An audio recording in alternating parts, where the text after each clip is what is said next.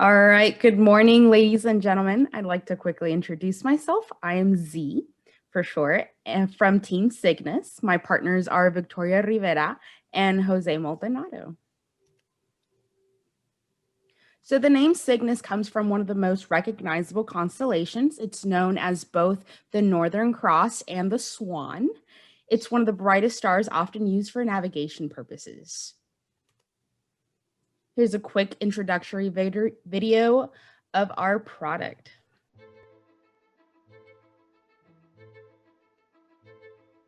The U.S. today has one of the strongest military forces in the world. Currently, we hold the world's lead in military technology. But that may not always be the case. Near peers such as Russia and North Korea, who are just as technologically advanced as the U.S., can become our future enemies at war.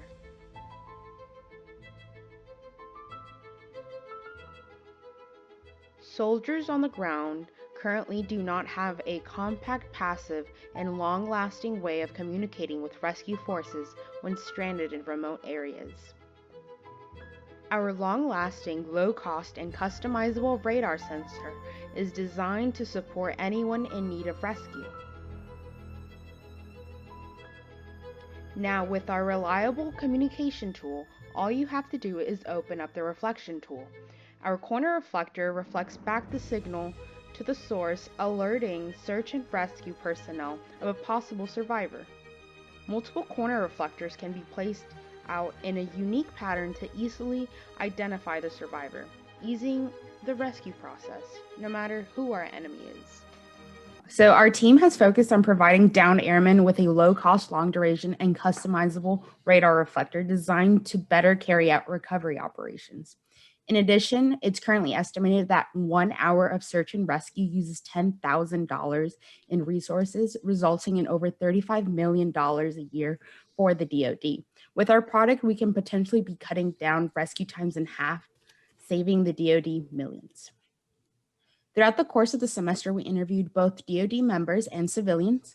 We conducted a total of 57 customer interviews, gathering evidence to define the existing problem. We identified that designing a new intuitive corner reflector will make it possible to reduce complications for survivors and would allow them to be found in a shorter time period, thus improving survival rate.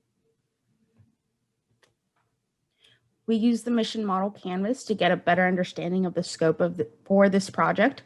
We defined colors representing the following. Yellow affects search and rescue, blue affects downed airmen, and red affects extreme sports athletes.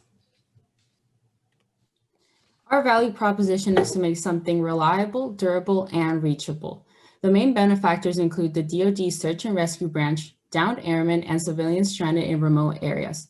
Our problem set deals with a scenario that is time-sensitive and implicates lives being lost if the mission is not accomplished.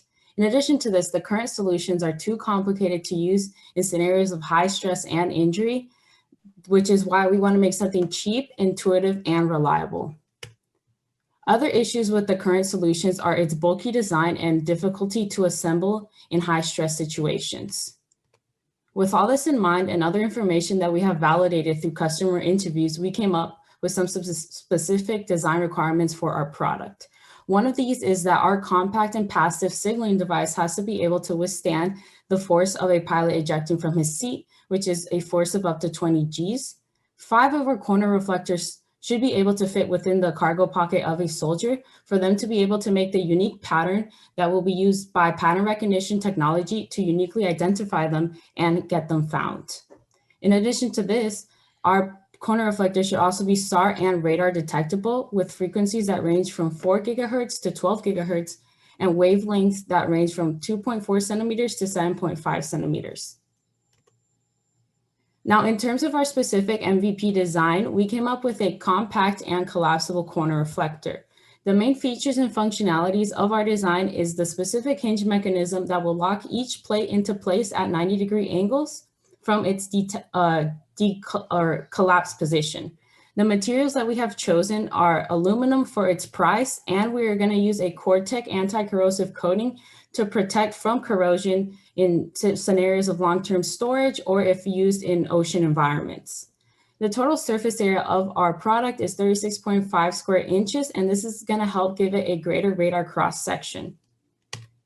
And radar cross-section is just a measure of how detectable an object is by radar. And so for our design, we went with square plates instead of triangular plates because square plates will give you a much greater radar cross-section than a triangular plate that has the same surface area.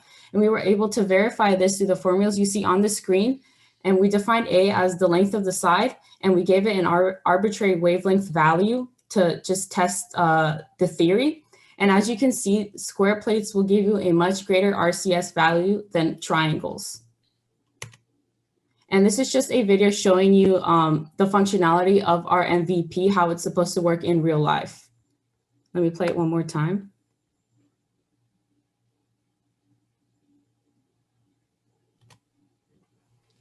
We want to test our MVP's viability through the personnel recovery and SEER branches. And we'll do this by testing the instance of a return signal at different orientations. We'll be rotating around the vertical axis by 30 degrees with signals ranging from 0 to 90 degrees. The A&M Mountain Sports Club and the National Outdoors Leadership School have also agreed to test our product in their outdoor safety training. The data we'll be looking to collect from these tests will be whether it was easy to deploy our product and if it was hard to remember the instructions for its use, as well as if it returned a signal of adequate strength and in a reasonable range. With these tests, we would see if our design was easy to use in a high intensity situation and was also able to withstand the physical elements. This would allow us to see if any modifications to the design need to be made, and it also gives us a rough estimate on the unit price that our solution would require to be manufactured. And all of this would be important for any following steps. We've identified two potential markets for our product. The first one being the marine salvages services. As you can see from the graph, it's a small cap market, but the advantage to this market is that there's really no major players that have control of the market, which leaves an open playing field for our product to enter. The second market we identified was the hiking and outdoor equipment market.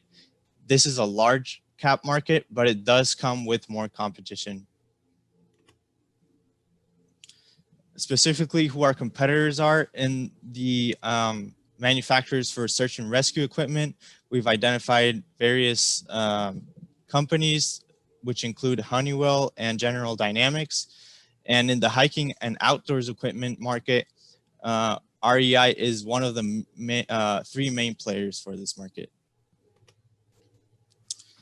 Once our product is deemed appropriate to include in survival kits, we'll use reviews from the Department of Defense to gain support for buy-in for our product in other markets such as airline or marine salvage markets.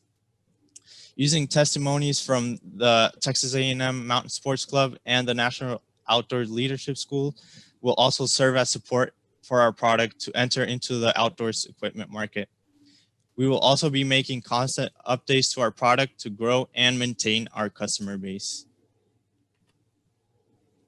While our team is not interested in pursuing this project outside of this course, we still believe this is an important project and are giving it the go decision.